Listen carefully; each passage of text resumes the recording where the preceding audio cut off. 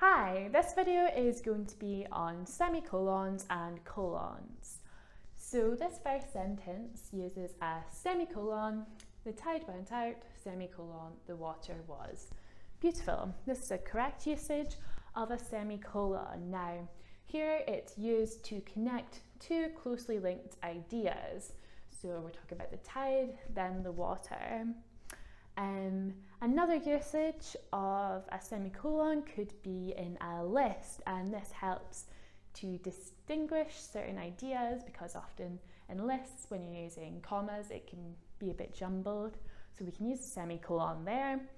And also it's important that here we could just replace the semicolon with a full stop, but this would change the effect on the reader. So that's why we've used the semicolon here. And then we have the colon. So we've got one here. I realised something today, colon, I can ride a bike.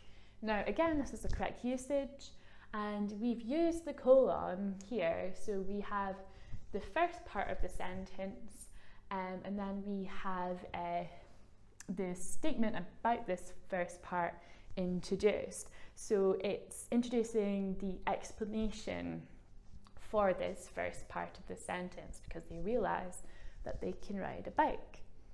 Now, with colons, we can also use them to introduce quotations, or to introduce a list again, or an answer. So with semicolons, we have them with two closely linked ideas or within a list, and then colons, we have them introducing an explanation, and we can use them to introduce things like quotes and stuff as well. Thanks for listening.